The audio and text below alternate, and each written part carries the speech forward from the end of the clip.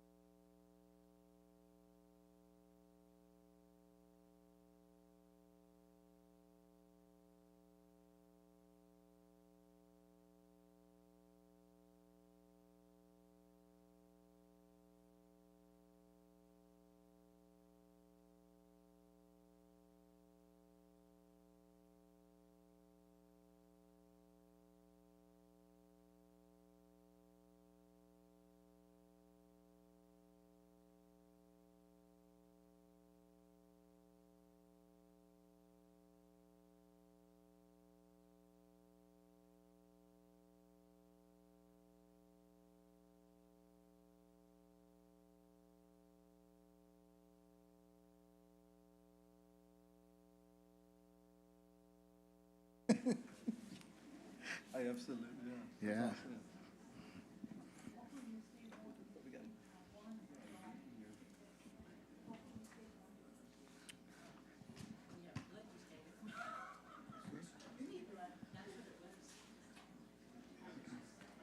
You ready to go, Pat? Okay. Everybody? Everybody ready to go? I guess so. Joanne? Ready to go to work? Okay, let's do it. It's now 5:31, and I'd like to take this opportunity to welcome each and every one of you to our March 7th, 2024 regular school board meeting. And with that, I'd like to ask our administrative assistant, Joanne Medina, to please call roll.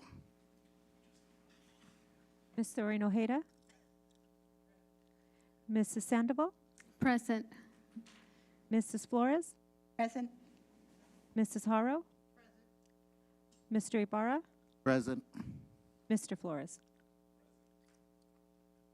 Okay, thank you, Joanne. And let's just make a note that Mr. Israel Fuentes will not be attending to this meeting today. Thank you.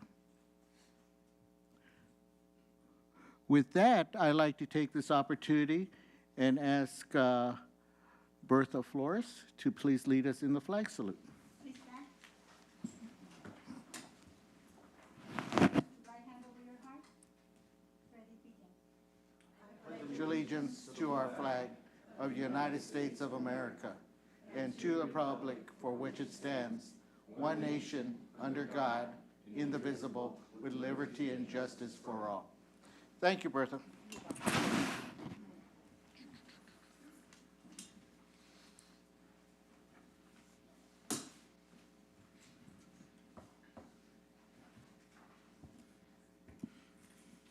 Okay, we're going to move right into 1.3, which is the adoption of March 7th, 2024 agenda. I'd like to ask for a motion to adopt the agenda with the following amendments. First one, amend public session item 6.31, which is the approval of personnel employment and resignation separation, addition of one certified resignation and separation.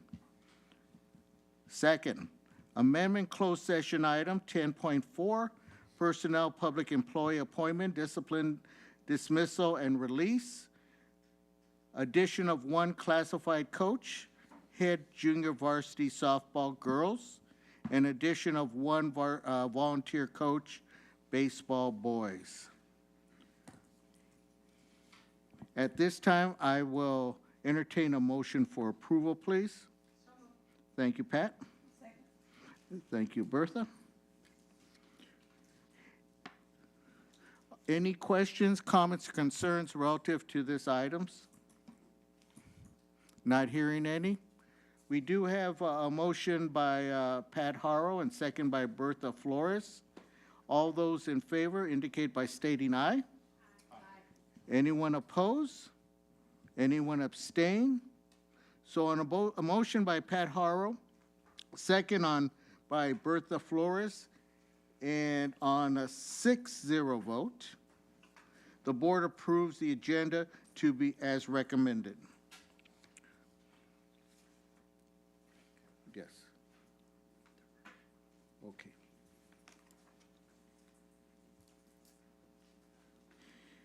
So now, before we move into our agenda, I'd like to announce that we do have an interpreter available. Ms. Cynthia Bueno is available to speak, and if you could please come up.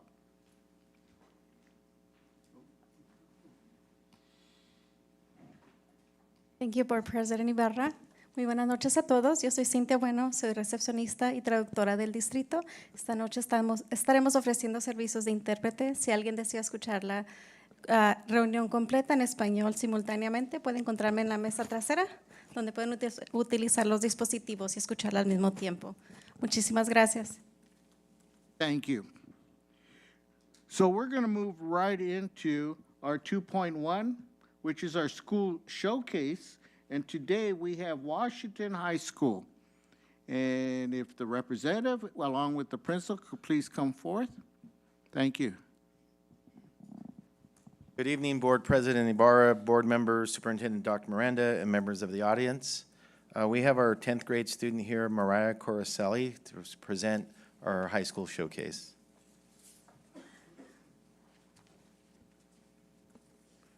Hi, I'm Mariah Coricelli, but everyone calls me Kat, and I'm a 10th grader at Washington High School. Good evening, Board President Doreen Ojeda, board members, Superintendent Dr. Miranda, executive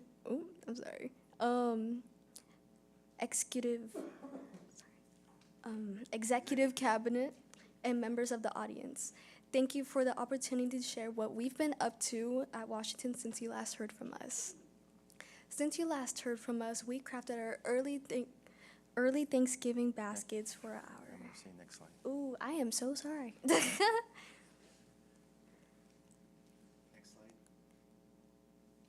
Oh yeah, I'm sorry, I didn't know how to clicker.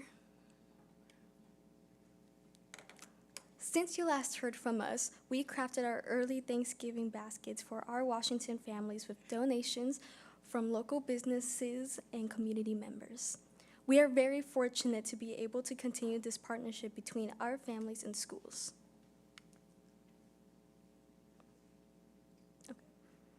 In December, we hosted a Christmas read-aloud for San Salvador along with some kid-friendly activities. Students were read I Am Max, a Dr. Seuss-inspired tale, and we were visited by Santa, aka Mr. Fuentes. San Sal students were also given holiday gifts donated by Humble Homes Foster Family Agency, a local organization helping foster youth in San Bernardino area.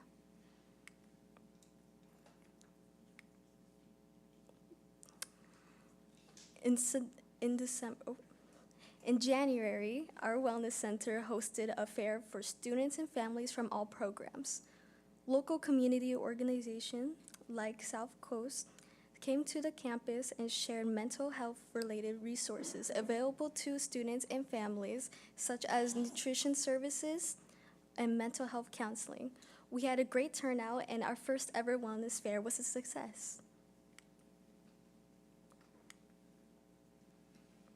Speaking of wellness, our wellness center often hosts events for rehabilitation activities, play therapy during lunch, and activities for building cultural awareness, which students enjoyed taking advantage of. In February, we held an awards night to recognize students for academic excellence as well as academic attendance.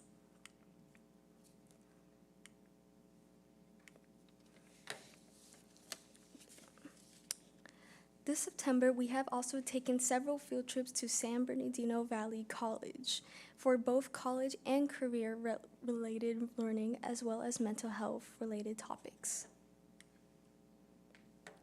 This semester, we had also held another meet and greet for our independent study students and families. It was great for the students to be able to meet their teachers in person and see their face beyond the screen. As far as what's next for us, this month we will host our yearly celebration for Women's Equality, where students and staff discuss the purpose of Women's Equality Day, as well as we participate in team-building activities. We will also host our yearly Career Day, where members of the community are invited to share information about their trades and share stories of success. We are looking forward to establishing a school garden this spring, as well as recognizing Mental Health Awareness Month in May.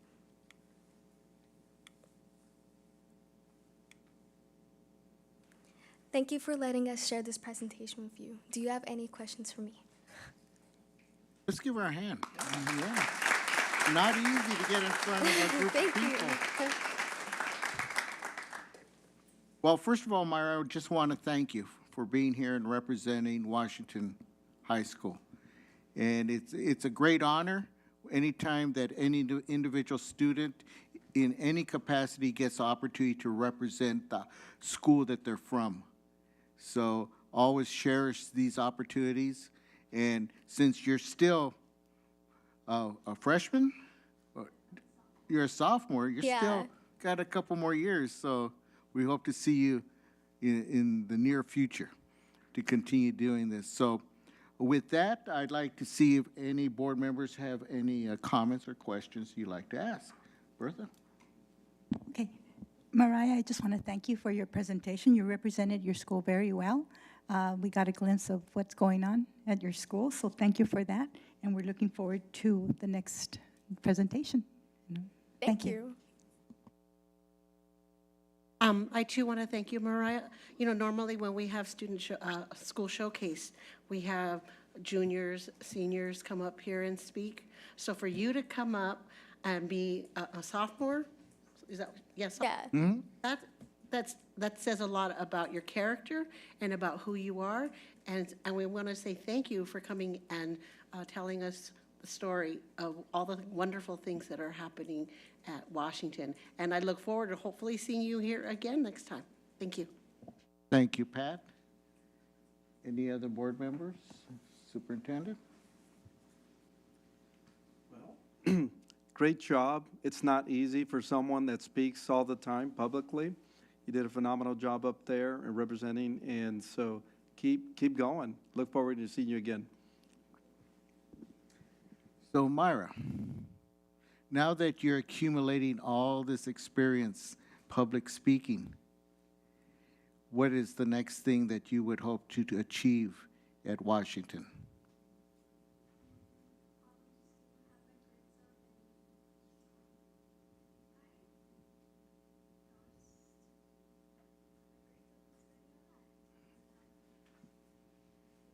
Good, study like, you know, I just wanted to get my grades up really. Graduate. Yes. I know, I know. There we are, right? No, like we I need have to a give few, her the like opportunity most to have A's, this and so- experience. But just want to say you did an excellent job. And it's never easy, particularly, I don't know if this is your first time, but you get better at it if you continue to do it. So keep that in mind. With that, we would like to invite you to come up and shake the hands of our cabinet and our board members, please.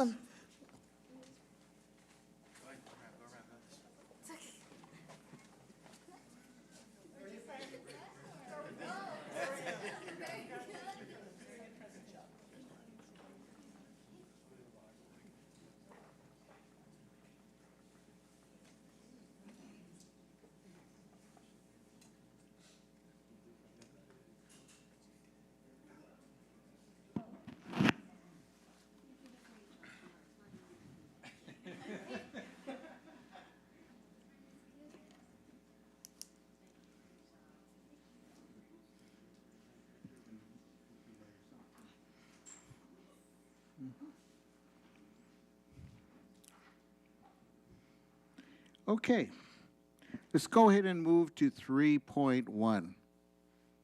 Now, we're going to invite a program that is well known throughout California, New York, and I'm going to tell you, it's the envy of a lot of local school districts. And at this time, I'd like to please ask our Assistant Superintendent, Dr. Peterson, to introduce our next guests. Good evening, Board President Ibarra, board members, Superintendent Dr. Miranda, and members of the audience. It is my pleasure tonight to invite up our award-winning virtual enterprise teachers, Robin Buckley and Patricia Gonzalez from Bloomington High School, and they will introduce the students.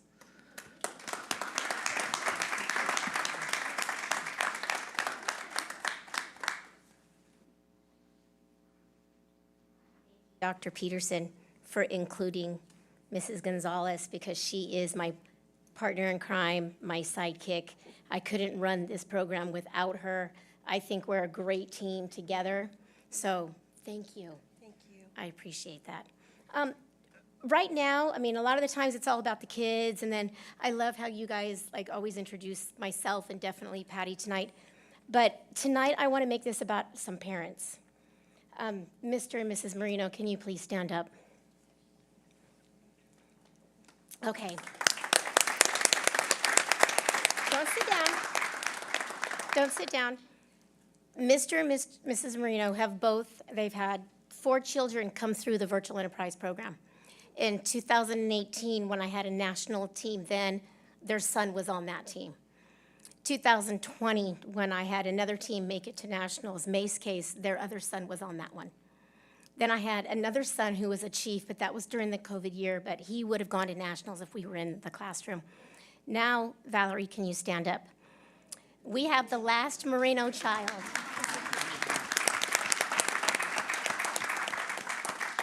That is leading the team as the CEO this year to nationals. So thank you.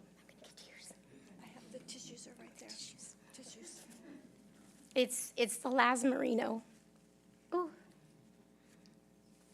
You talk.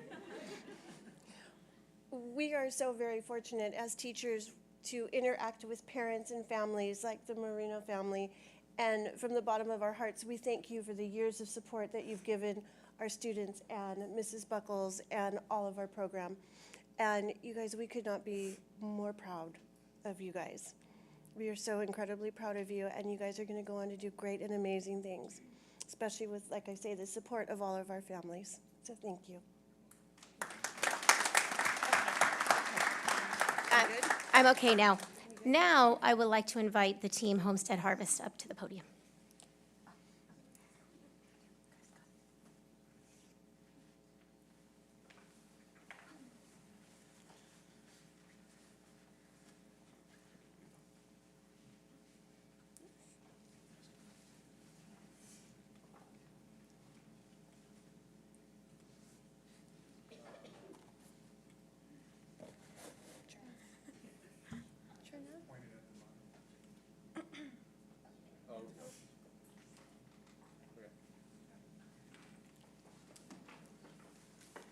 A fresh garden does not need to be outside to thrive.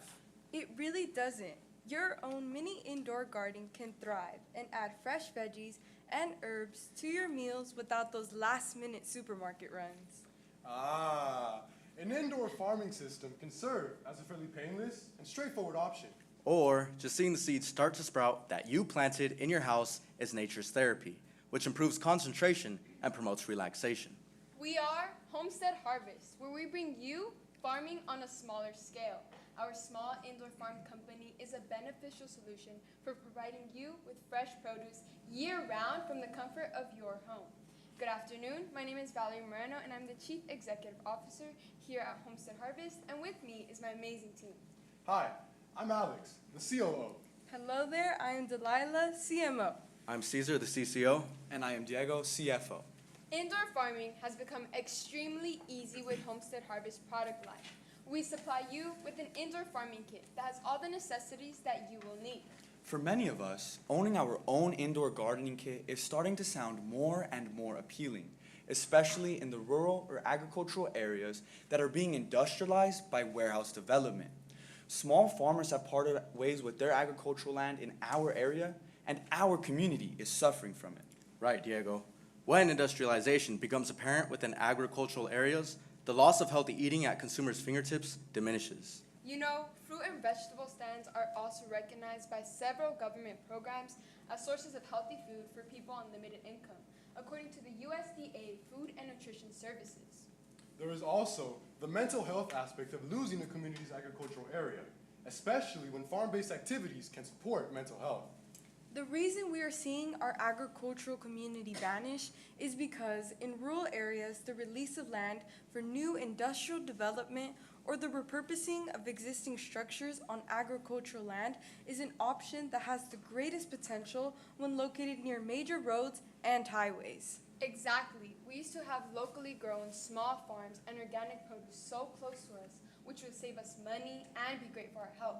So, growing one's own produce is a simple solution to economic, environmental, and numerous health problems. Actually, more people are turning to home farming, whether as a hobby, more self-sufficiency and sustainability, or craving for fresh fruits and veggies. Your own farm to table is the most honest and freshest way to enjoy produce. As Diego just mentioned, the term farm to table, which is a social movement calling on consumers to choose natural, organic, locally produced foods over imported or processed alternatives. According to Altimetrics.com, we are finally seeing the farm-to-table movement in major cities. The movement was started by chefs who wanted to offer their customers a more flavorful dining experience. This concept is also being accomplished by consumers within their own homes by using indoor gardening kits. A goal that Homestead Harvest will accomplish is to sell 300 large gardening kits per week, which will keep us on track with our budget. Also, to educate customers about living a healthy lifestyle with self-sustainable kits. This will establish a great relationship with loyal customers to build our brand. Homestead Harvest has connections that are geared towards the benefits of our products. One benefit is mental health. So we've secured contracts with Loma Linda Health after speaking with a neuroscientist regarding the benefits of mental health and gardening. We also have connections with San Bernardino County Schools to supply them with small gardening kits. This will acquire a steady stream of revenue through 2024 and beyond. In October of 2023, Homestead Harvest filed as an S corporation due to the special designation on tax cuts, and us 5 chiefs being shareholders. Since our business consists of indoor gardening kits of vegetables, we lie under the indoor farming market. We opened the doors by securing a $150,000 VE loan, $50,000 seed money, and each chief here contributing $5,000. Our small business was established with the mission of providing an honest, simple solution to enjoy fresh and organic produce that assists with economic, environmental, and numerous health problems, all from the convenience of your own home. All businesses have their strengths, weaknesses, opportunities, and threats. A couple internal strengths that we have are experienced leadership and company collaboration early on. Collaborations have been great, but also have caused the company many distractions that led us onto supplementary discussions. Then, those have caused our time management to be altered. These are definitely internal weaknesses. Yet, Delilah, we will not let those weaknesses stop us from pursuing our external opportunities. We plan on forming a partnership with the National Gardening Association for branding and marketing purposes. We also have the opportunity to expand our product line. External threats are inevitable. One of our biggest threats is vertical farming, along with competitors that are already established. That is, the indoor soil gardening businesses. Now, competitors are always a threat. Within the Virtual Enterprise Hub, we found 3 indirect competitors, which were all vertical farming. What sets us apart from our competition is our emphasis on mental health benefits, where we are more hands-on, whereas with vertical farming, you just plug it in. The Consumer Price Index rose to 3.1% in November of 2023, but down from 3.2% in October. This shows inflation is gradually moderating, and the fruits, vegetables, and herbs segment is expected to dominate the indoor farming market between 2023 to 2030. This market was at a $92.8 billion compound annual growth rate in 2022. This growth is being led by millennials. 70% of this demographic consider themselves plant parents. Of course, another target market that Homestead Harvest is aiming for is consumers that reside within inner cities and communities that were once agricultural and now industrial. Homestead Harvest is located in Bloomington, California, which is, or was, a rural area of San Bernardino County and known for its agriculture and farms. The current population is 22,107, with the average estimated household income of $78,000. The average age range in our area is 33, which falls within the millennial generation and our target market. Our main products consist of 3 indoor gardening kits. These kits consist of a planter, pot, soil pods, seeds, mini shovel, and a small growing booklet. The seeds are produce that can be grown indoors.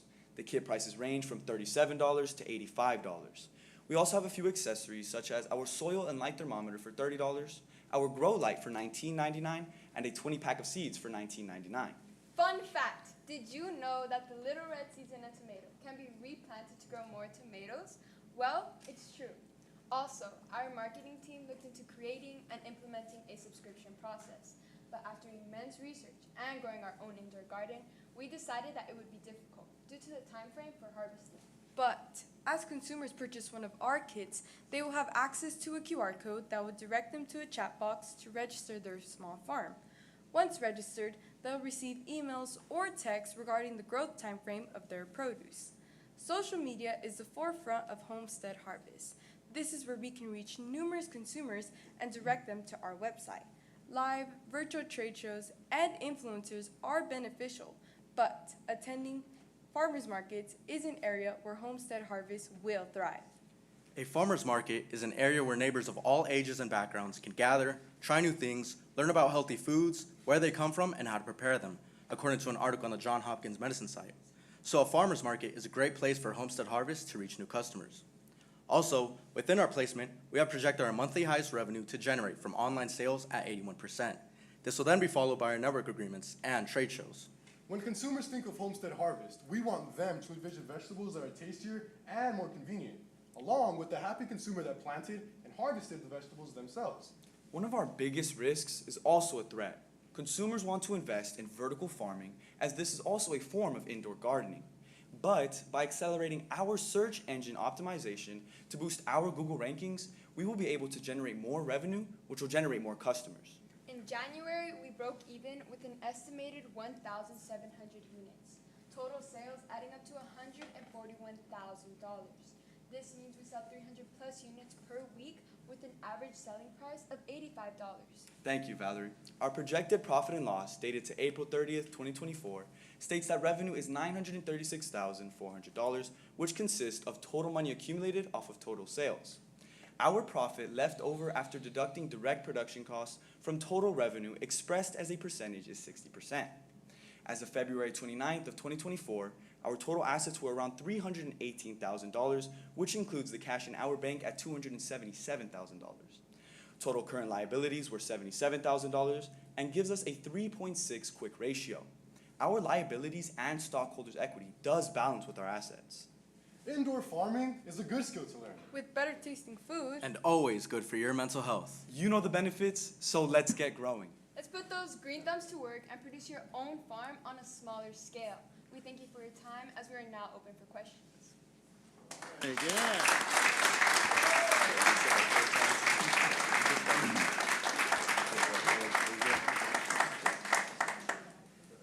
First of all, I'd like to just start off by saying thank you. Very professional, very informative, and I think that each and every one of you has that ability to sell the product, and it comes across that way. So with that,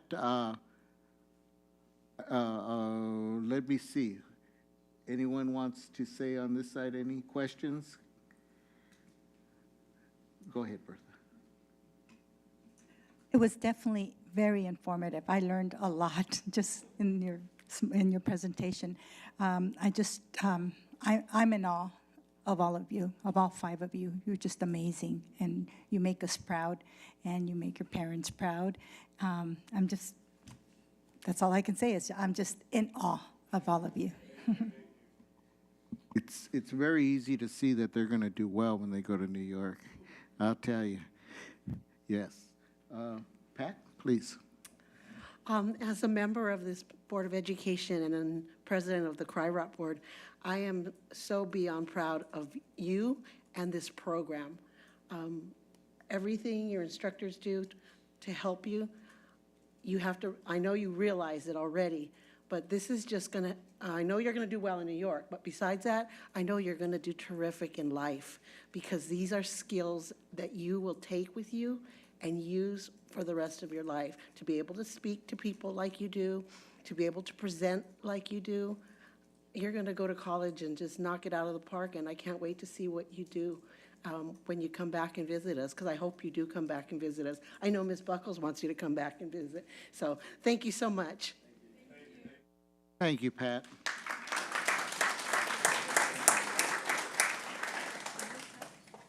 Now, one of the things that we all know is behind every successful student are the parents that drive us. So at this time, I'd like to have you turn around and ask your parents to please stand up so we could properly thank them. Please, all the parents of these students, siblings, brothers, sisters, please stand up. Okay.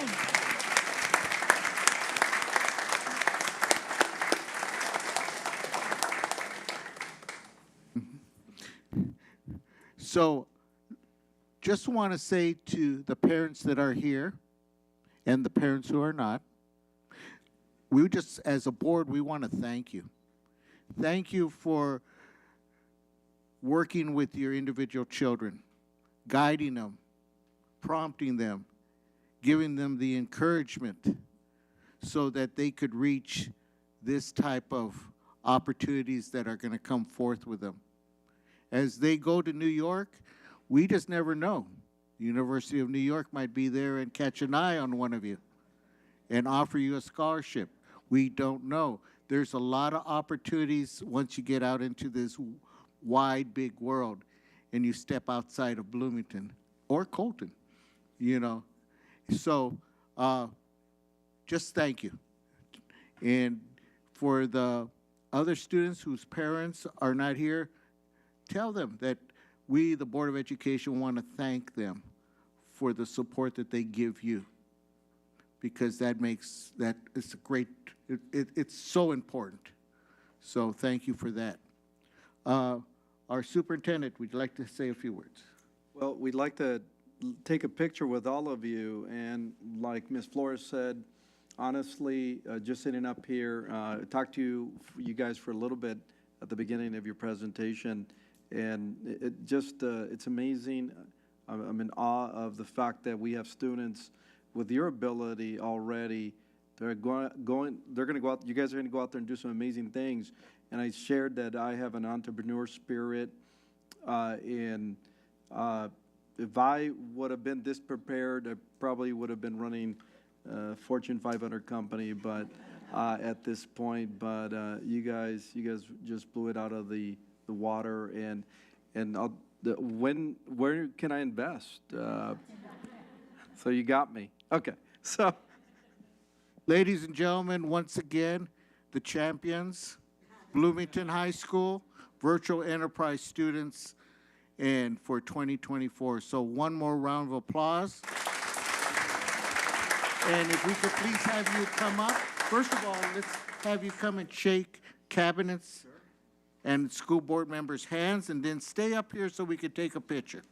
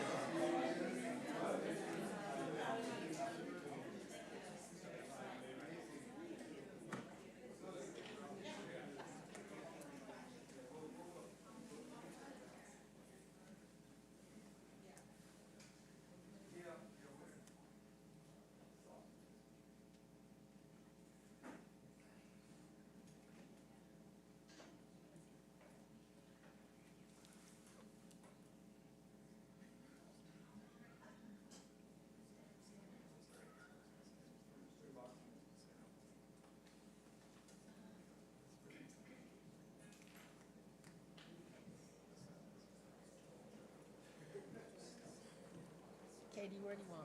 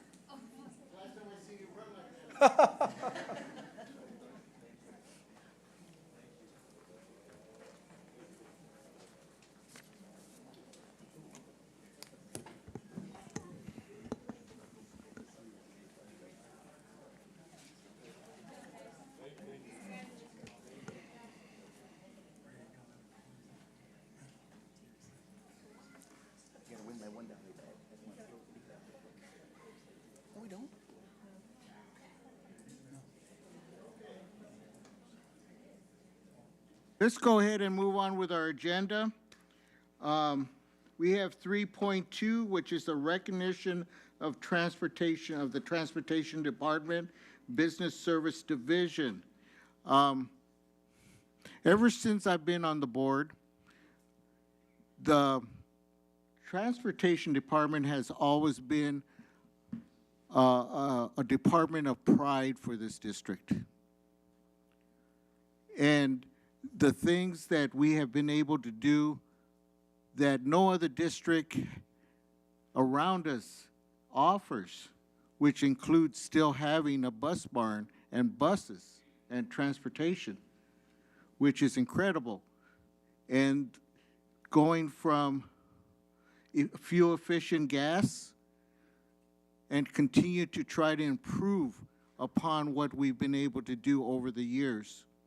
So with that being said, I'd like to introduce our Assistant Superintendent to Business, Mr. Fromm. Good evening. Before we recognize our Transportation Department, I just want to say a few things about the students that were up here. True story. So last year when they presented, it wasn't the same team, some of the same members.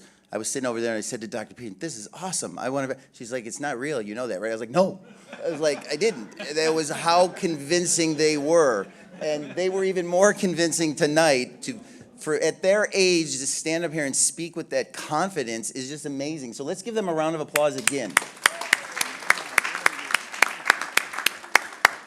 And I'm going to maybe look to hire a few of them in fiscal services once they get their degrees.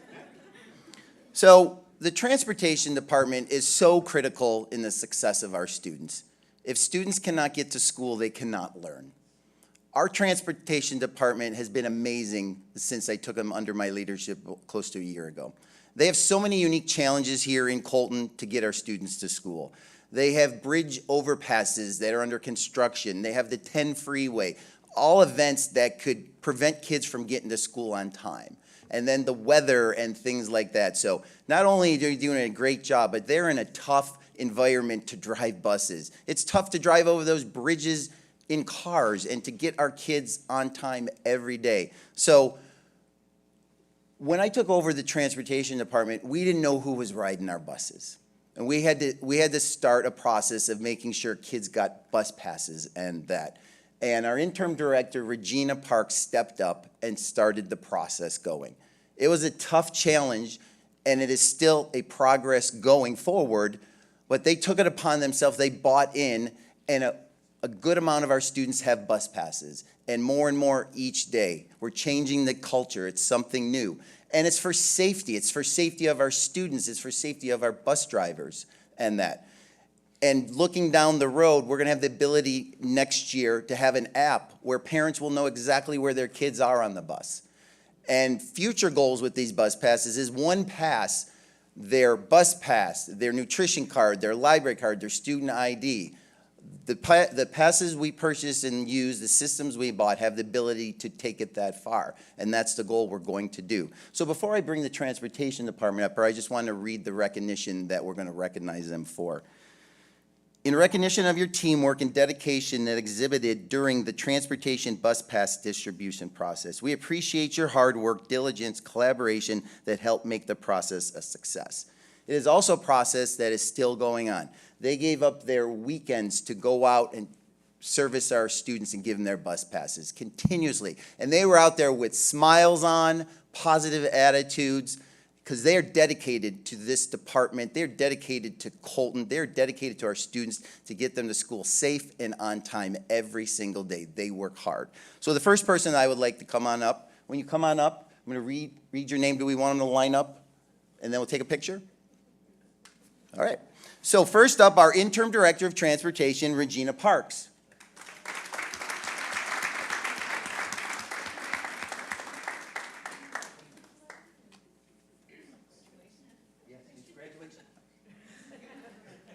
Lydia Martinez.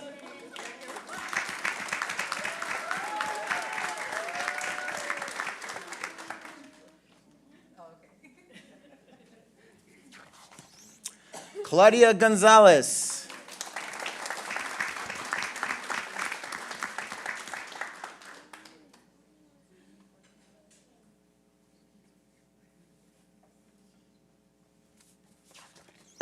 Elizabeth Carcamo.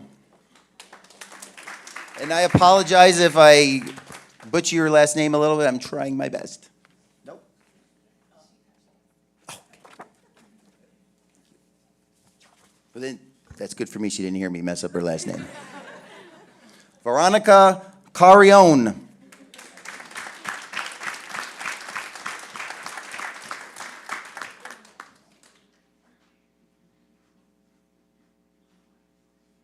Monica Bryant.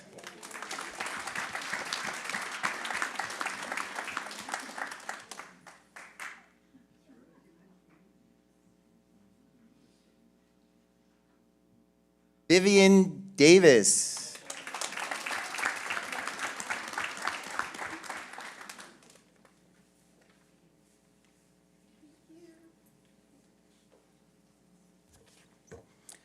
Brandy Aquila.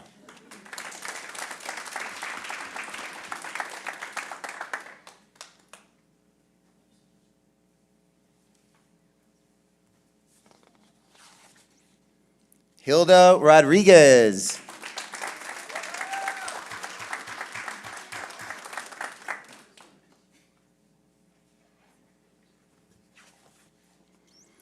Angela Cervantes.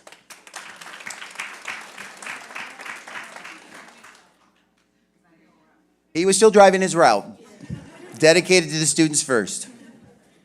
Alex Cervantes.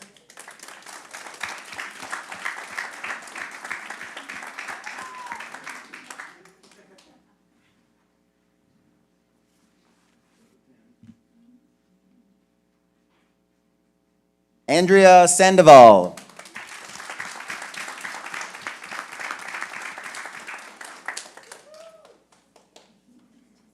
Gabriela Delgado.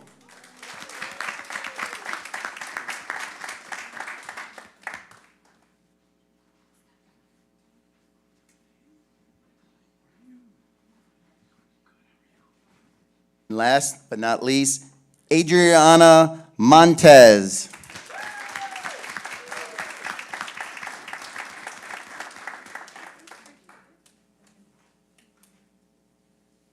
And the last thing I want to say, it takes a team of all different employees for our students here. Everyone is equally as important. We all have different roles in the success of our students. So I thank you, drivers, dispatchers. You are all key to the success of our students. So let's give another round of applause.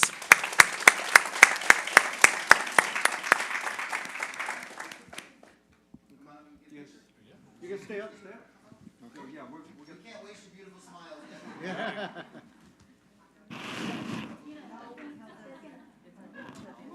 Yeah, let's go down there. Well, please.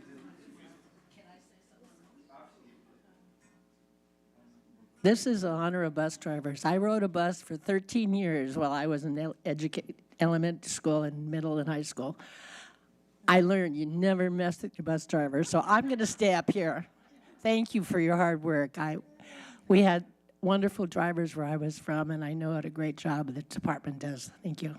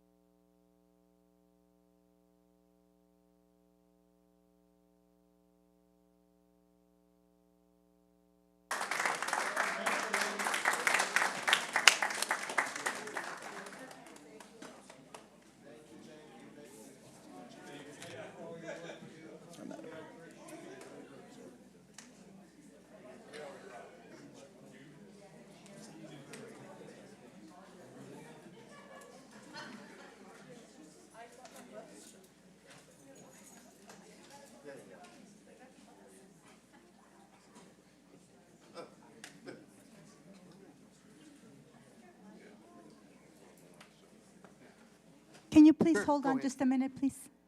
Can I say something? Okay, before you leave, I'm sorry. You too? Okay, well, I didn't want you to leave before I let you know how grateful and thankful I am for your department. I live in Grand Terrace and I'm all over Colton, and to see the huge Twinkies that are driving around with precious children, it's just very comforting to us as a school board to know that our kids are safe. So for that, I just want to thank you. And it so happens to be Women's History Month, so I know we have a gentleman too, but yeah.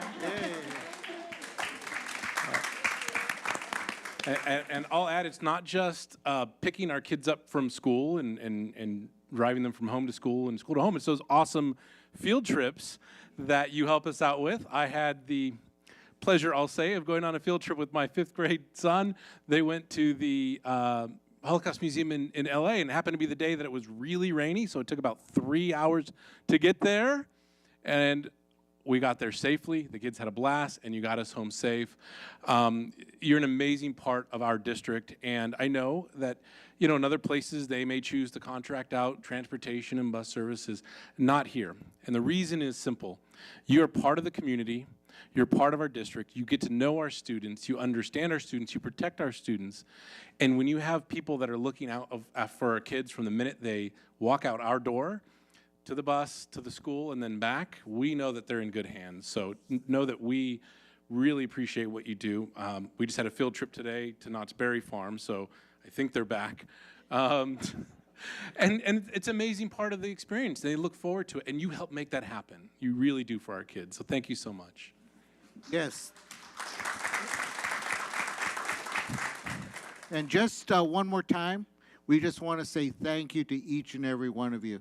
Just like Mr. Flores said, when parents have their children go to the bus stop or go on a field trip or go to an athletic event, the trust falls on you.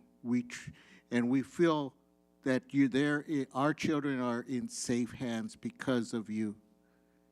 And we just want to thank you from the bottom of all our hearts to let you know that we truly, truly appreciate you. And I like the words that Assistant Superintendent Fromm said, that you are one of the integral departments that help make this district run. So always remember that. And, you know, just continue doing this wonderful job that you're doing. And once again, thank you. Have a good evening.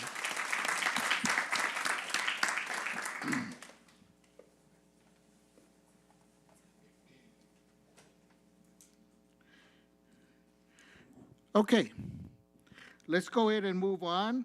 We're looking at item 3.3, introductions of new management. And I'd like to invite Dr. Today, our superintendent, assistant superintendent of human resources. I'll take the raise. No, play. Nah, good evening, Board President Ibarra, board members, members of the Superintendent Dr. Miranda, and members of the audience here today and virtually. It's my honor and privilege to introduce some new management team members.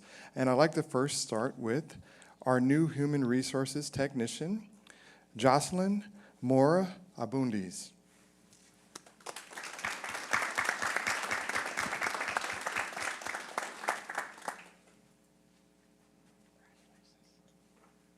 Got a little nervous. She wasn't sitting in the same seat from when I met with her earlier. But so happy to have Jocelyn join our team. Jocelyn has been an office assistant for a school district, a team member at for-profit clothing company. She worked for Value Added Services Printing Services as a customer service rep, and she was also been a behavioral therapist, and most recently a human resources specialist for a for-profit entity. Great fun facts about Jocelyn. She is a CJUSD alumni. She went to Crestmore Elementary. She was, yeah. She was a part of the last promoting class at Bloomington Middle School. Yes. Yeah. And she graduated from Bloomington High School. Miss Ramon's there. And she's a graduate of UC Riverside. And so, yes. Hey, a lot of connections, yes. And so, once again, she is definitely a CJUSD kid. And now I have a story I'll share with you about her coming back to help and serve our communities. But a couple of fun facts. She likes paintball. And so I haven't told her this, but I like to paintball too and know a little history. 1981, when I was just born, it started in New Hampshire.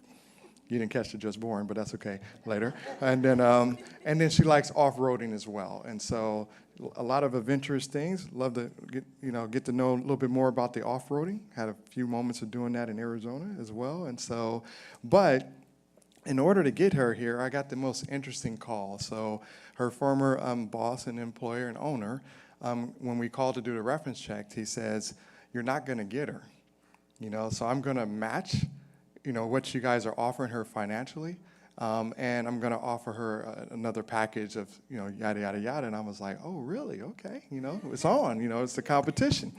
And so ultimately, I didn't have to do much because Jocelyn let them know that this is her dream to come back home and serve the communities that helped her to accomplish all the things that she has accomplished. So thank you for making that wise choice, Jocelyn. And we're just so happy to have you here. So I'd like to go ahead and give Jocelyn a few moments to address the board. Good afternoon. I just wanted to thank you all for the opportunity, and I'm excited to see where this journey takes me.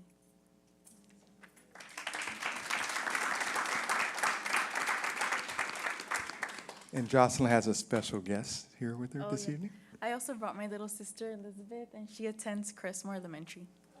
Oh.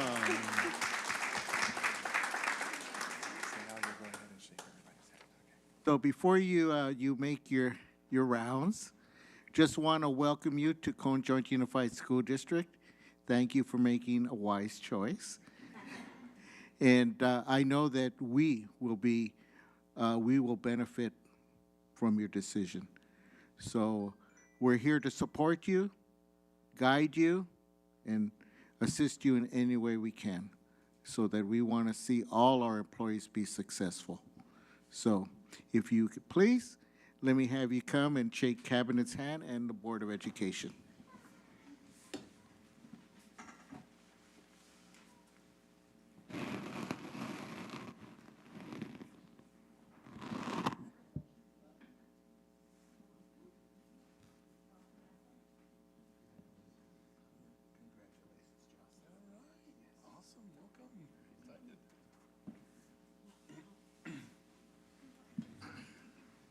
One more round of applause for Jocelyn, please.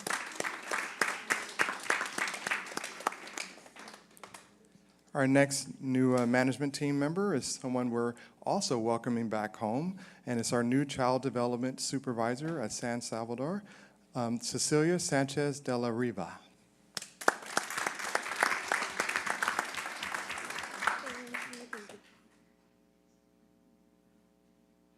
Awesome. So Cecilia comes to us with an extensive background as well. She was once an instructional assistant, substitute teacher, an outreach worker, and a Head Start teacher.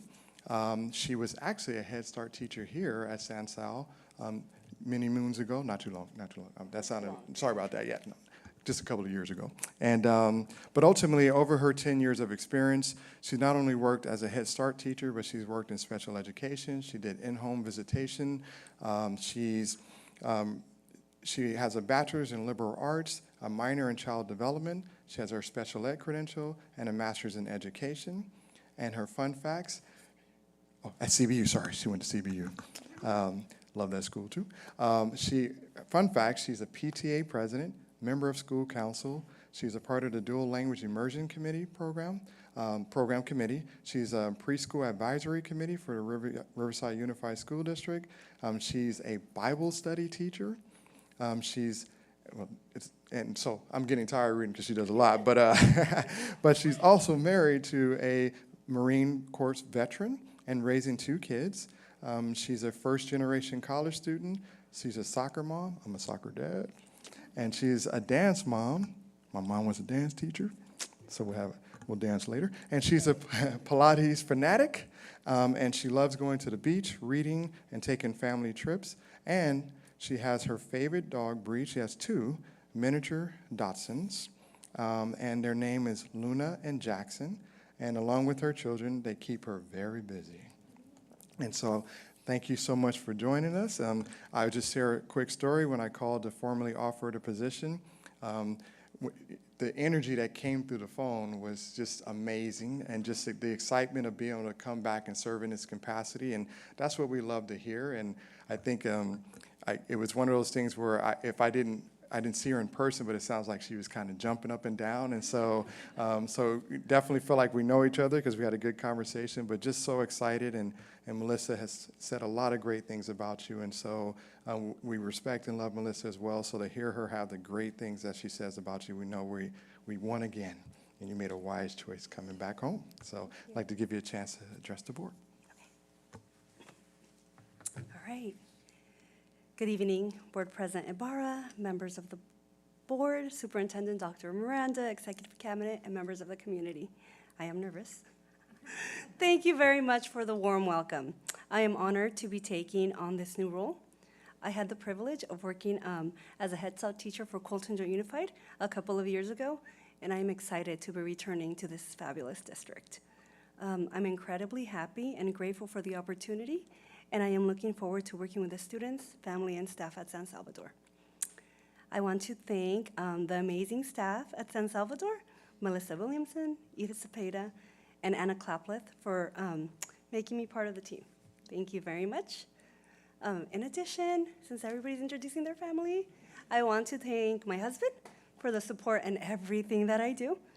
I want to thank my children for their love and admiration for me. A huge thank you to my parents for always believing in me and being my cheerleaders all of my life. So thank you once again for your...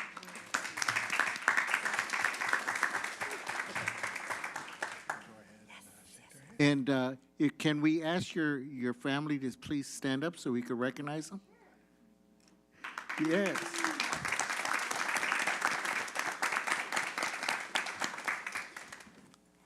very much.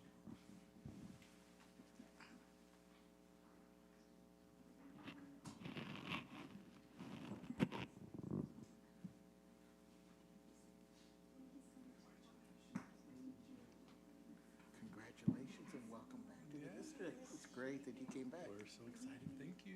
Yes, absolutely.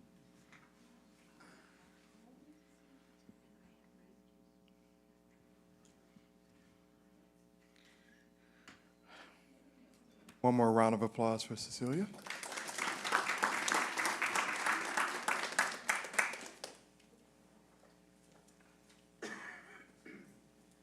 Just going to return her phone, but that concludes my presentation for this evening. Thank you, Dr. Dade. Okay, let's go ahead and move right into 4.1, which is public comment. I'll turn to Joanne Medina. Do we have any cards? Okay, not hearing any, then we're going to move right along. So let's go ahead and take a look at 5.1, administrative presentation. This is the second interim presentation from the Business Service Division, and I'd like to invite Assistant Superintendent Mr. Fromm to present. Yeah. Woo! See, I brought my fan club. John Abbott, president of my fan club. He's dressing up like me tonight, so thank you, John. All right, so thank you. So this marks a one-year event for me for speaking. So my first time I came to speak to you was last year around this time. So I'm very pleased to be back again to present to you second interim report. Oop. That's not my slide. Okay. Sorry, first time with the new tools for me. Oh, this one? Okay, sorry about that. I'm used to Slover presenting, and so.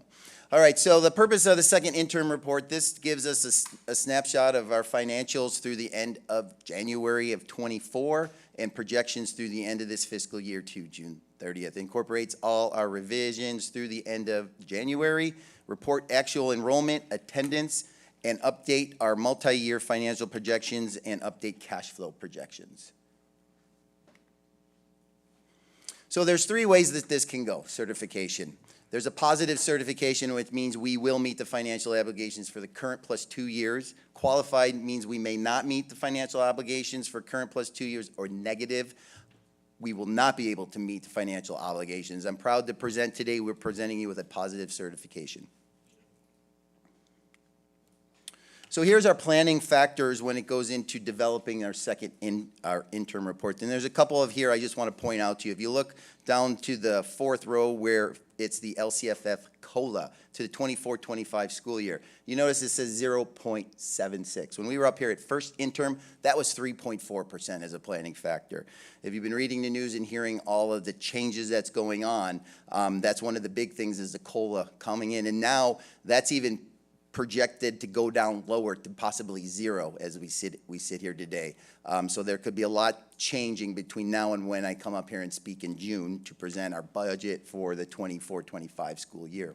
Also, I want to point out, if you look down to the PERS employee rate, those keep growing and growing. As you can see, STRS rates are locked in the out years, but CAL PERS has not. And that's something that's out of our control that has a huge financial impact on our finances. Changes from unrestricted first interim. This is our revenue side. As you can see, the slide shows we had a slight increase in our LCFF revenue, state equal in federal, a little increase in state and local as well, and an increase to our contributions that we have to make to restricted programs. Changes in unrestricted in terms of our expenditures. We increased on our salaries and benefits. This interim report includes the recent salary increase raises for the Teachers Association.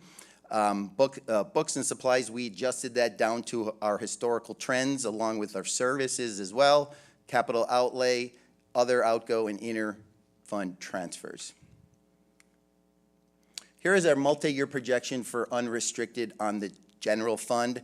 It shows we were able to meet our fund balance required of 3% in current plus 2 years out. That is why we have a positive certification.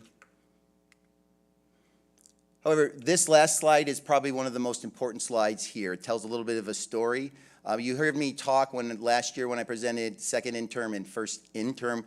We're currently working on aligning our resources to our expenses. It's very critical that we do that, because if we don't, you can see by this picture as I present the alligator that comes out. We need to get those to parallel each other, and we meet all the time, discuss ways to do it, so we're continually working on that to align our resources to our expenses as we move forward. If you've been watching the news, and I mentioned earlier, there's a lot of unknowns out there between now and May revise. There's a huge gap between what Governor Newsom thinks the shortage is and between what the Legislative Analyst Office says there is in that. So we're just waiting until May revise comes out, and then we'll use those planning factors to develop our budget for the 24-25 school year. Here's our timeline of next coming events. May 21st, Governor's May revise. That is online, which is good. We are all invited to it. I think you've got your invite to go on there. And I like it that it's online, because you can really take your time and watch. You can go back and re-watch and see things as well. June 6th, we'll be presenting LCAP hearing up here, and June 20th, on my birthday, we planned it right, we'll be presenting budget adoption. You don't have to get me a cake. I'm good. No, just kidding. Thank you. And any questions?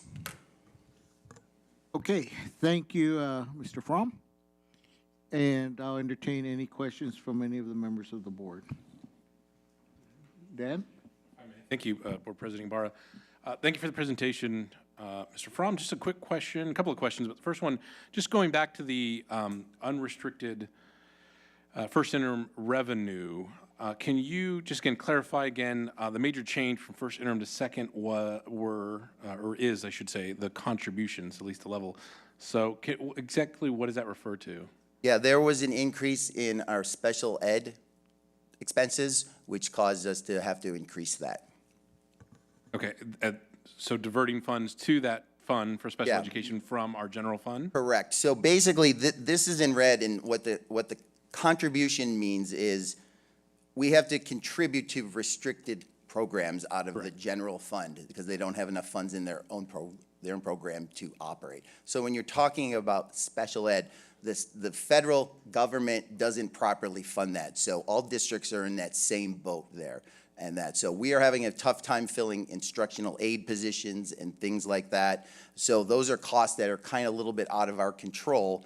And them not having enough of their own funds, even without those situations, there's not enough funds to run that. So we have to make a contribution from our general fund to that. And the majority of those contributions is special ed. There's routine restricted maintenance as well, and a few other smaller funds, but the biggest portion of that is special education. So the way you look at it, so if you go back to the slide of the multi-year projection, if you look at the dollars we get in, it's kind of like that's our net, our gross check, and then there's your net. You have to take all of that out and pay those accounts because they're not self-sufficient in that.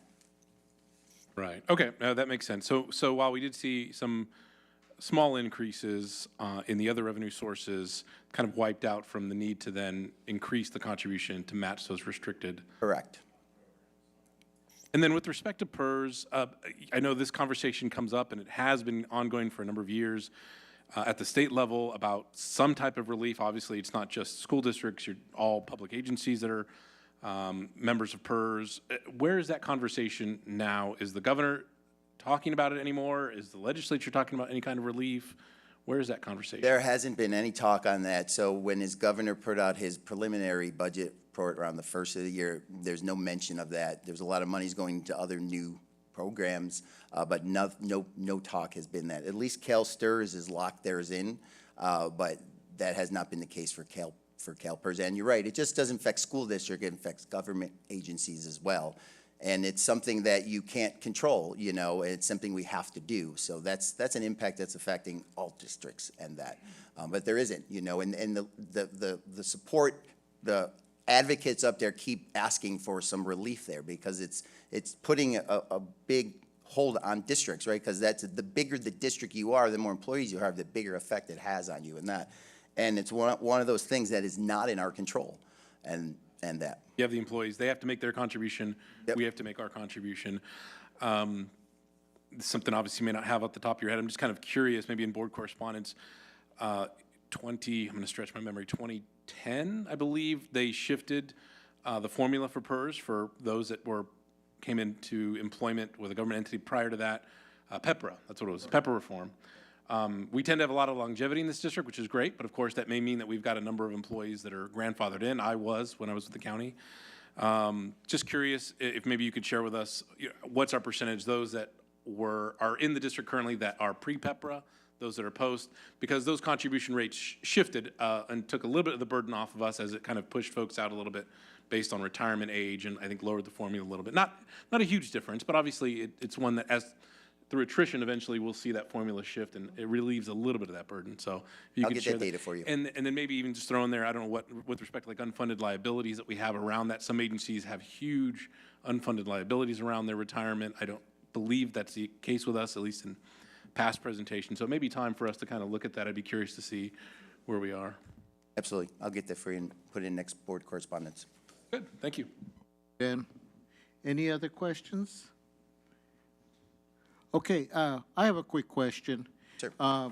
When you were talking about aligning the expenses with the revenue and how we're starting to see the separation as the couple years go by, will you plan on bringing back to the board what are some of the recommendations that you're going to be making to our superintendent in what we can start looking at as far as maybe cutting down, trimming down, so that we could align it a little bit better?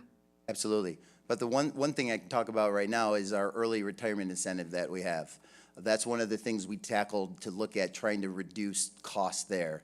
The biggest savings in that is positions you don't fill, but also you're taking a salary that retires here and replacing it here. So we've had huge amount of participation. On the certificated side, we have 80 teachers that put in for it. And on the classified side, 60 classified employees. So we have a great opportunity there with that to realign, and that's going to help take that to here and balance that out and stuff like that. And that's something we're going to look at the next few years as well, because the eligibility on the certificated side, we had 240 employees that were eligible on that side. And the company we used for the early retirement incentive, they have a graph with a white line, and they plot them all in, and they project the people that above the white line are going to take it. The ones below aren't. But so we have a lot of people that are going to be moving up above that white line in the years too. The ones below are eligible based on the criteria, which you just have to be in the district 55 age, 5 years, right? There's some people below the line that don't have the STRS credit to retire. So, and the same thing with CSA. They had close to 218 employees that are eligible based on age. So they're going to move up on that line. So we're going to look at it every year probably, because it's free to get an analysis if there's a savings, and we control it too based on what we require, because this past plan, so many had to contribute to sign up for it to move forward. We still have another week. It closes on March 15th. In the past, when I've done these, we reopened it to get more people in. We don't want to reopen it because we've got a lot of people taking the opportunity we have. But it's something we're going to continue to look at because there's a lot of employees that are eligible for that. And that's the best way to go, right? We control that based on what we require people to sign up for and what we need to reach for financial savings. And if we don't do that, it doesn't move forward. So there's no risk involved. It's free to get the analysis as well too. So we're going to continue to look at that as well. So it would be fair to say that our job fair coming up, a lot of the numbers that you just indicated would drive the need for us to absolutely. hire. Dr. Adde and his team, we have a shared list that they're constantly looking at it to see what needs to be filled and different things. Not all of them need to be filled because we are declining enrollment, and and that too as well. But this is a good way of doing it. We don't have to do layoffs or anything like that. This is the way to go. So I've done these in the past places I've been. Like I said, it costs us nothing to look into it, and we control the savings based on where we need to hit and how we set the parameters. But it is making Dr. Dade lose his hair. Oh, no, he already did. No, just kidding. Because He's got a lot of positions to fill. His team's going to have a lot of hard work and stuff like that. But it's better to have that than to have us to sit up here and say we're taking a resolution to lay people off, right? I'd rather have the problem having to hire people than to have those conversations to say, sorry, but this is what we need to do. It's a proactive way to avoid trying to have to do that. Taking a look at our classified employees. Correct. And based on their skills sets and making sure that we're able to pick up really good skilled workers to continue, moving through what we need to be done. So, okay. Yes, absolutely. Okay, thank you for answering my questions. Any others?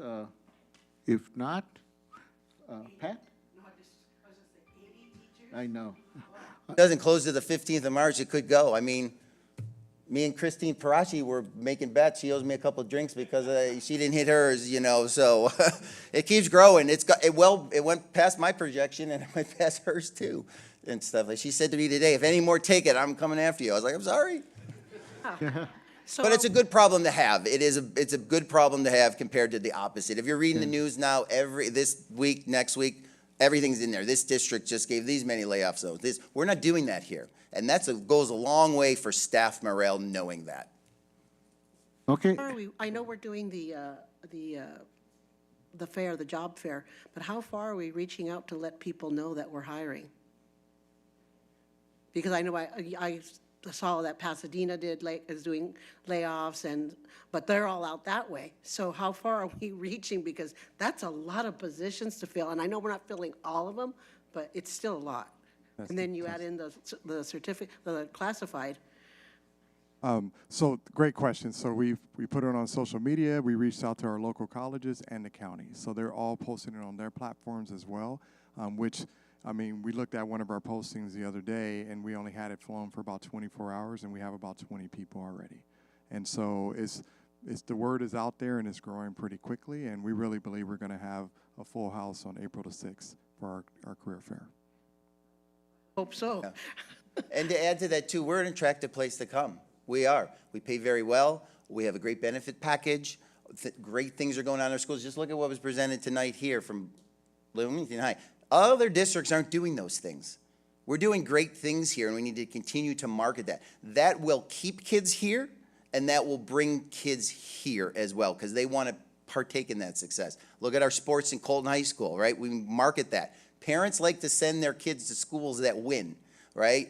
And opportunity for them to compete. Those are critical things. We're doing great things here that are going to keep kids and bring kids in. Besides the things here, have we thought of any outside the box ways to advertise? I'm thinking like City of Fontana has their own TV station, cable station, like an advertisement on there because they have advertisements and things like that. I'm just trying to think because, I mean, social media is great, and I know principals, I know we've all been sharing that information, but I'm just trying to think. That's a lot of people. No, great questions. We do have our freeway billboards that have it, and then we're going to enter into an agreement with Tyler Mall Galleria. They have the kiosks in the mall as people walk by different stores, and then I got some wonderful information about a radio station, so we're going to pursue that as well. Prague does a lot with us, so okay, all right, thank you. Thank you, Pat. And just thinking about Pat's questions, Fontana trying to take some of our students away, so let's go and take their teachers. So right. So we can do that. Anyway, just to end this, if nobody else has any other comments, I was talking to Dr. Cervantes earlier, and she was assuring me that we got this. So I'm confident that we're going to do well with this job fair. So, and it's because of all of you. So. Yes. And thank you for the opportunity. I know we joke, and there's a seriousness to the challenge of having to backfill these employees. But for those that are retiring, we all love what we do, but let's be honest. There's a finish line we're all trying to get to, right? So the fact that we can help guide people to that and provide an incentive, that's great. And I think it sends a great message to our staff that we value you and we want you to, when you're ready, we want to make sure that you have what you need, and in this case, a little more, which is great. So I think that also is a selling point, that we take care of our folks and we offer opportunities for a good retirement, and, you know, when it's time, it's time. So I appreciate that too. So with that being said, what's unique about the company that we use for this, you don't have to retire. You just have to separate from the district. So the saying we use that's catchy, bars closed and don't have to go home, just can't stay here. I mean, you laugh, but people remember that, right? And things like that. Now, most people do retire because of the fact that they have all the years of service and they can't go somewhere else and get to take those credits. But they don't have to retire. They just have to separate from the district. And that But they have the choice, and they that's have what the we all choice, want to be in a exactly. place. Absolutely. And live that life that we've worked so hard for. So Absolutely. I think it's great. Yeah. And, you know, with that slogan, you know, they're going to say, oh, great, look at, they got a bar. Let's go there. No, I said the bar's closing. So thank you, Greg. Thank you very much. Thank you. Okay, let's go ahead and take a look at items 6.1 through 6.38. At this time, I will entertain a motion for approval on each item unless anyone has an item they'd like to pull for separate consideration. Okay. Not everybody rushing, so I will entertain a motion of approval for items 6.1 through 6.38. So moved. Thank you, Joanne. Do I get a second? I'll second. Okay, thank you, Bert. So we do have a first and second, Joanne Thorne Ojeda and Bertha Flores. Any questions, comments, or concerns relative to any of these items? Anything anybody wants to highlight, earmark? Okay. With that, let's go for the vote.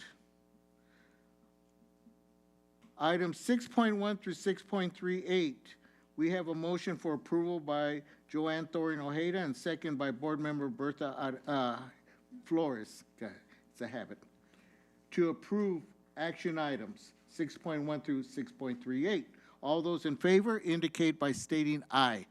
Aye. Anyone oppose? Anyone abstain? We have 6-0. Those items do pass.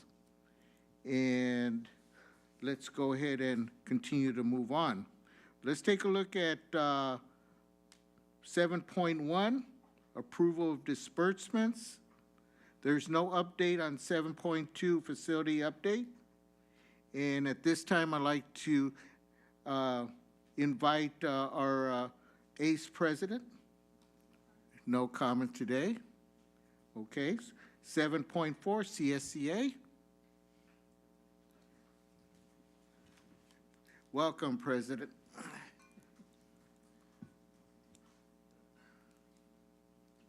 Good evening, Board President Ibarra, board members, Superintendent Dr. Miranda, and members of the audience. Anthony Guadarrama, CSCA Chapter President, Colton 244. Sorry, I'm a little flustered. I just came from my daughter's dance competition, so I don't like being late, so I showed up, and I don't know if y'all heard me like kind of clumping in, but all right, deep breath. All right. So I'm happy to report that on February 28th, 2024, CSCA and CJUSD reached a settlement for the 23-24 school year negotiations. I would like to start by thanking my CSCA negotiation team, lead negotiator John White, Nicole Figueroa, Darlene Sanchez, Connie Barella, David Espinoza, Lupe Montoya, Manny Marquez, Sonia Diaz, and Karina Rodriguez. I would also like to thank Dr. Dade and his team for making this round of negotiations as fair and as transparent as I can remember. It's been a long time, it's been a long time. But even before we started negotiations, Greg Fromm and his team cracked open the books and answered every question we had regarding the budget and the district's future financial health. At the negotiating table, there was a lot of great dialogue, and I believe both sides walked away feeling that we'd reached an agreement that is beneficial to both the district and CSCA. This really goes to show that the culture that you, the board, and Dr. Miranda have been working so hard to foster, because everyone here knows that by working together, we are able to achieve greater things together than in isolation. Hopefully, we can keep moving forward in this direction. Now, I caution that although we have concluded for the current year, we have plenty of work ahead of us. As I'm sure you all are aware, in just over 3 short weeks, fast food workers' wages will increase to $20 an hour. I'm extremely happy that fast food workers are being recognized for the hard work and service they provide, but at the same time, I fear that this may have a negative impact on the district's ability to recruit and retain the best for our students. Once this change goes into effect, $20 an hour will be higher than the starting pay for our Nutrition Service Workers 1, and our high school nutrition service workers will be making a little over $1 an hour per more than the new fast food minimum wage. I'm hoping that we can address this sooner than later, or we will find ourselves in a similar predicament than we are, or that we are in regarding instructional assistants, having to contract out and costing the district 3 to 4 times the amount, as opposed to increasing the rates and hours for our own CSEA members. With that, it's great to see you all, and I hope everyone has a great evening. Thank you very much. All right.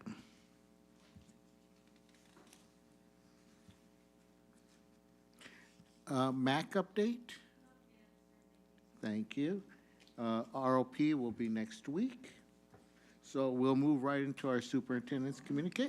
Yes, thank you, Board President. Board members, members of the audience here and online, I want to start off my communique with something that's extremely important to us. We come to you every year, so we can go to the next slide. The LCAP survey. This past month, we've been sending out the link and asking folks to fill this out. It's very important for us, the feedback, your thoughts, because ultimately what we want to do is use the feedback so we can increase student success in our district. The information that we collect on the data is, as I stated, part of the annual LCAP survey that Dr. Peterson enjoys every year doing. The survey has been shared with district staff, the parents in the community several times, and of course our students. So we need all our partners, we need all the feedback that we can get so we can make the changes to our district that the community suggests. So on the screen, you see the QR codes, trying to make it easy for everybody. Just like Amazon makes it easy to spend all that money. So you can scan the QR code there and designates based on the designation of your relationship to the district to participate. And the survey is going to be open until March 8th, I believe, until March 8th. So everyone's participation, again, is extremely important. I would really appreciate it. The honest feedback is really appreciated. Like to say, we as leaders, feedback is what feeds us, and so we need that feedback. So next slide, please. All right, so special board meeting. We haven't had one in a while, but this is extremely important to the board. I mentioned this in board correspondence that I'd like to propose some dates for the board and myself to have a special board meeting and have a governance workshop. And all of you are familiar with Mr. Gary Rutherford, I believe Dr. Rutherford, facilitator. And so he facilitated our last workshop last year when we, and the board rather, developed the governance handbook. So what we would like to do and like to do with the board is review those protocols that were established last year in the norm, also look at the handbook, and just possibly make some changes if they're necessary, if the board so chooses.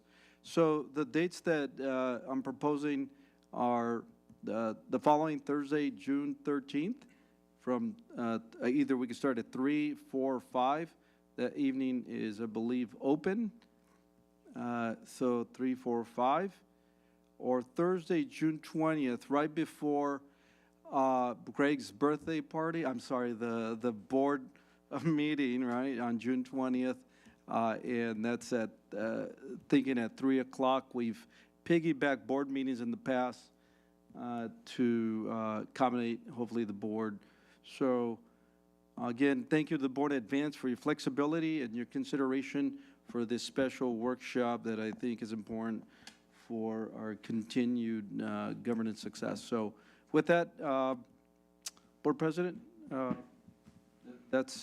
love to get a date so we get the calendar and get Gary here. I want to make a comment before June 20th.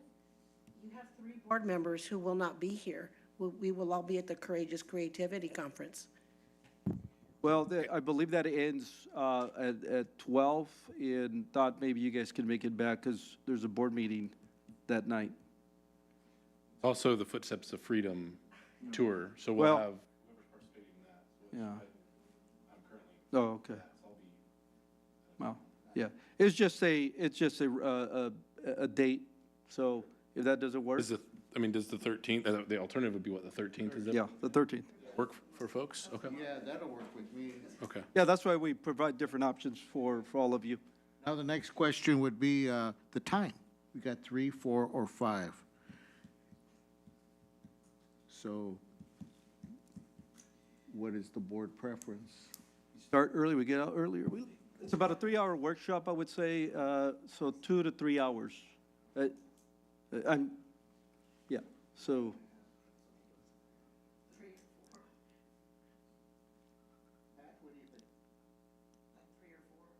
I could do 3. Yeah, I could do 3 as well, as long as I can work my schedule. Yeah, absolutely. All right. Yes. 3? Earlier the better? Great. Yeah. Okay. All right, so. So we have June 13th, Mr. Superintendent, at 3 p.m. All right, again, thank you, Board, for the flexibility and your consideration. And I look forward to having Gary here, Rutherford, with the board. It's going to be a great couple of hours. I said 3 just in case we go that far, but probably not. It should be a great opportunity to come back and look at our handbook. So thank you again for that. And my last slide of the evening is our CJUSD Cares. And as everybody knows, I think at this point, the great news that we received, that Grand Terrace High School was selected as one of the 2024 prestigious California Distinguished Schools in California. Let's give a big round of applause for that. Yeah. I mean,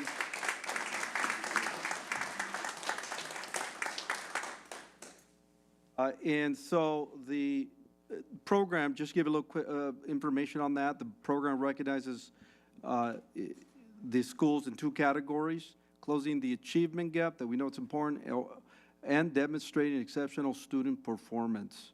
So what an awesome recognition and a testament to the hard work and persistence what's happening with at Grand Terrace High School, the great teachers, the staff, just a commitment. The school's been open, 12 years now, so it's been a long process. So to be selected as a California Distinguished School is by the California Department of Education is not easy. It's a long process that the state takes for eligible schools. Again, looking at those state indicators, looking at the data, the dashboard. So specifically the schools that were selected, again, it's really a thorough process and a rigorous process at that. Just looking at and showing that the schools that demonstrate excellence and showing growth in their academic achievement, which perfectly aligns, I might add, to the vision that we have in our district about students first, student achievement, equity, and wellness. So it's also the California Department of Education looks at school climate and do they have a culture of success, which is another thing that we're building in our district. So this is a great recognition and honor for Grand Terrace High School, the community of Grand Terrace, the district as a whole. So on behalf of the Board of Education, just want to thank all the staff at Grand Terrace High School and their leadership, and they're led by Principal Neighbors, who's here this evening. So we just want to thank, again, the staff and the hard work. I did get an opportunity to be there at the staff meeting yesterday morning with several board members here and executive cabinet to thank them for the hard work, because it's a really huge recognition, a testament again to the dedication, the commitment to student excellence that we sincerely expect in the district. So with that, I am done for this evening. Thank you. Okay, thank you, Mr. Superintendent. And we're going to move right into board member comments. And I'll start off with Board Member Haro. Okay, I have a few things tonight. I want to, first of all, thank all of the schools. I know there's one more tomorrow that had their Read Across America events. I know Miss Flores and I were going back and forth to the same school. Well, I would arrive at one and she'd be leaving, and we did it. We made it across from, all the way over from Cooley Ranch all the way to DRC, but we got them all done. And I just want to, this year was just, I mean, every year it's always fun, and it's always to do this and to show the love of reading. But this year was just extra great. The interaction with the kids was fabulous. I read a book about dachshunds, and because that's what I have 5 rescues. And then when I was done, I showed them the pictures of my dachshunds. And these kids were so engaged, and I was terrified to read an elementary book to 5th and 6th graders. But they were so engaged in asking questions, and it was just, it was wonderful this year. So thank you to everyone for the invites, because it was so much fun. I also want to say that our CJUSD Band Festival this last Tuesday, again, I know that our music teachers work hard to put this on every year, and it was a great turnout by the parents. It was standing room only, and the kids were just phenomenal. I mean, it's like every year it just sounds better and better. So I just wanted to say thank you to all of our music teachers for that.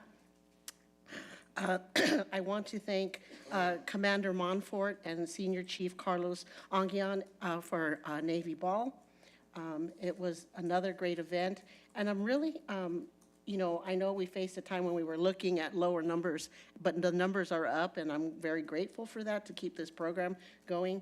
And I really like that since last year, they have combined it with Colton High School. So as they said at the event, you know, out on the field when they have competitions, they're going against each other, but at Navy Ball, they're all together. So I think it was a really nice event.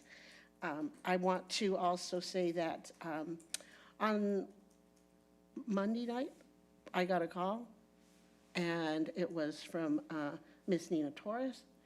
And she was doing the girls' empowerment at Rogers Elementary. And she was panicked because she didn't have someone to do it with. So she called me to see if I would join her working together and do this empowerment with her.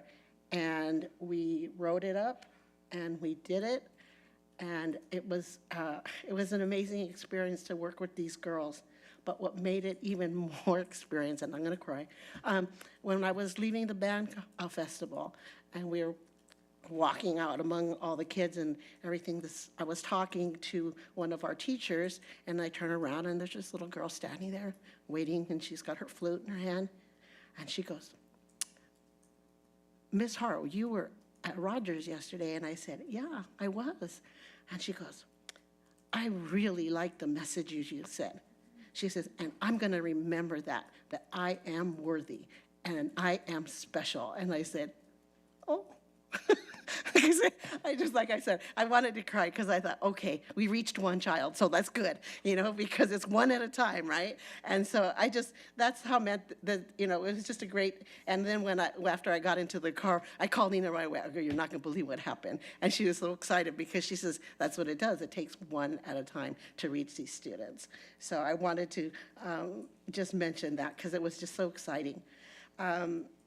I wanted to, just a couple other things is, I wanted, February was CTE month, and CRIRAP requested to do a presentation here at the board meeting, and they didn't get to do the presentation. I don't know why. And so, but they were able to do them both in Yucaipa, and they were able to do them at, excuse me, and also in Redlands. And it was very well received, and I would like to see, I'd like to find out why we didn't allow them to do it in the month of February, when it was actually CTE month. So if we could find out why we weren't allowed to let them do it, and if we could let them do it. And then the last two things I have is, I have COSN, C-O-S-N, is a professional association for K through 12 ed tech leaders and aspiring K-12 education technology leaders. Why I bring up this company is because they are having a conference in Miami, and my daughter is receiving an award from this company. And the award is for her involvement in working and facilitating their equity and diversity. And I just wanted to mention that because she's my daughter and because she's a CJUSD graduate. So I wanted to mention that. And the last thing is I would like to respectfully ask the board, we lost a member of our CJUSD family who was in the communications department, and every time you saw her, she always had the biggest smile and a kind word for everybody. And I would like to know if we can close our meeting tonight in honor of Maria Macias Monreal. Thank you. It's a good one, so I don't want to, I always got to have that, my quote at the end. My quote this evening is, you never really know the true impact you have on those around you. You never know how much someone needed that smile you gave them. You never know how much your kindness turned someone's entire life around. You never know how much someone needed that long hug or a deep talk. So don't wait to be kind. Don't wait for someone else to be kind first. Don't wait for better circumstances or for someone to change. Just be kind, because you never know someone needs it. Thank you. Thank you, Pat. Joanne. No comment this evening. Thank you.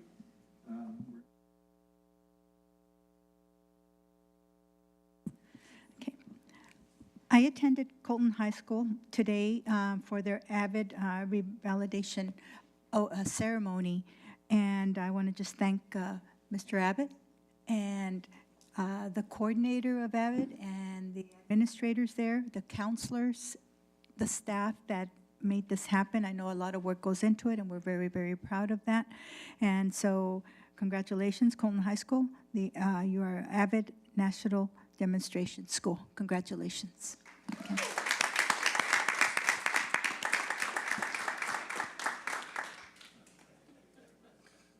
Dan? No comment. Okay. So that leaves me. First of all, I just want to take this opportunity to thank everybody who is here and attended our meeting. It's nice to have an audience, so, you know, us up here and nobody out there, you know, makes us a little lonesome. But thank you anyway, just all kidding aside. Want to take the opportunity to congratulate Mr. Neighbors, Grand Terrace High School, staff, and students for just a wonderful distinction and just wonderful work that you've done there. So congratulations for that. Take this opportunity too to thank Mr. Abbott, because he took some time off to tour Dr. Miranda, myself, and Israel Fuentes at Cone High School We had a chance to see some of the CRY-ROP operations there.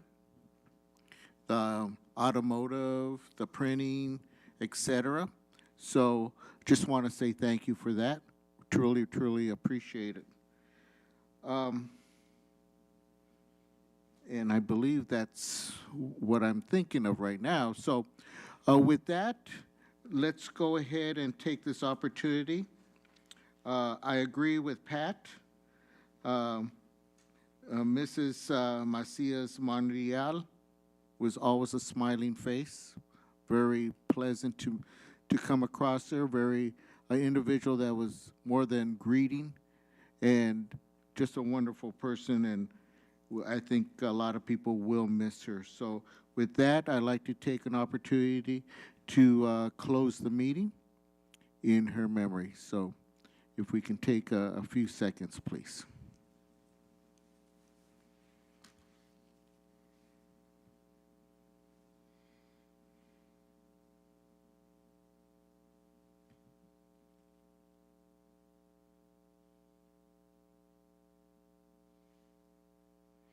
Thank you very much. It's now 7:14.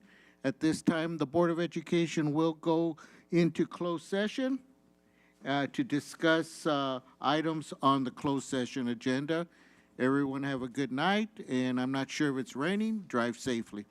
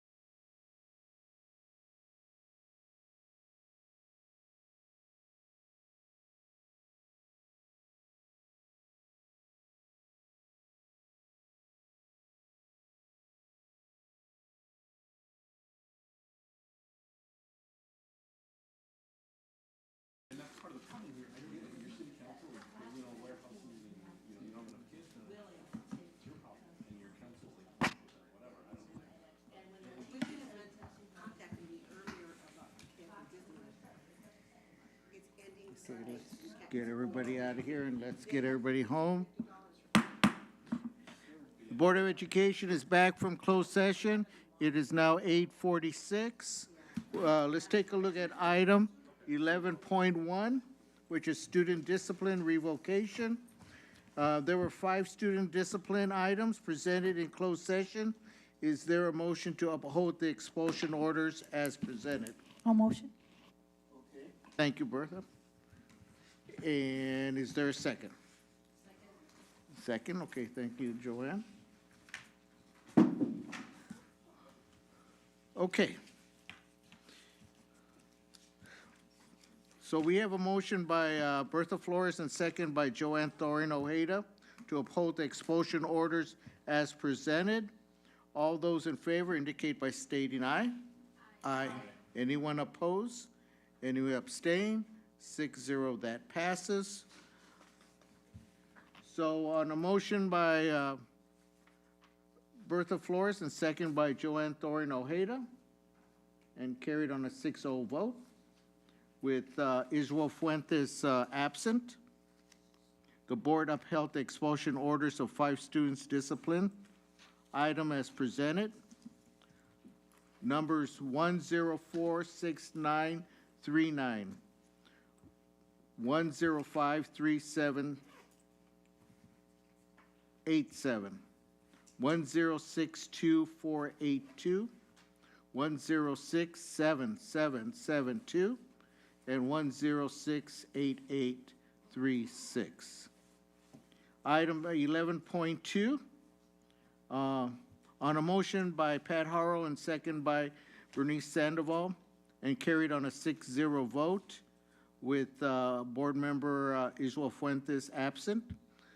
The board approved the following: personnel public employee appointments, classified management 1, maintenance and operations supervisor 2, classified coach 1, head junior varsity softball girls, volunteer coach 1, baseball boys, and volunteers general 23.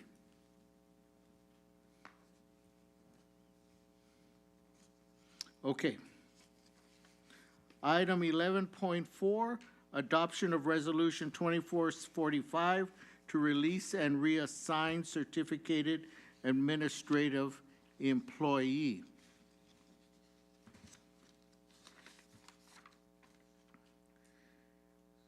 So on a motion by Bertha Flores and second by Joanne Thorin Ojeda, the board took action to release assistant principal and reassign her to the teaching position for 2024-2025 school year. The board directed the superintendent or his designee to serve notice on the affected employee. On a roll call vote, all the ayes, all the yeses were Bertha Flores, Dan Flores, Bernice Sandoval, Joanne Thorin Ojeda, Pat Harrell, and Frank Ibarra. And Israel Fuentes was absent.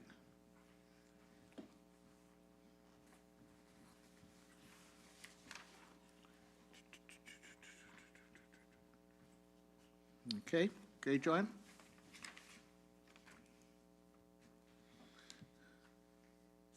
Okay, 11.5, adoption of resolution 2446 to release and reassign certificated administrative employment.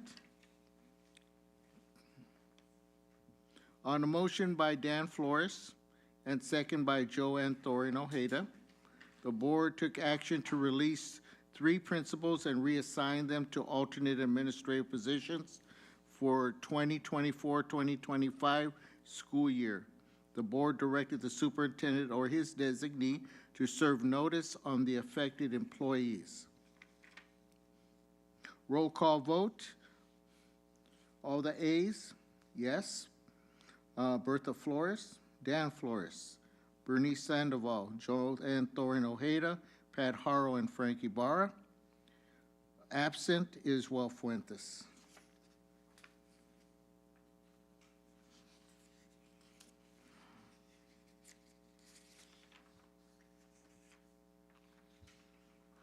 After conferring and meeting with legal counsel in closed session regarding board agenda item 10.2.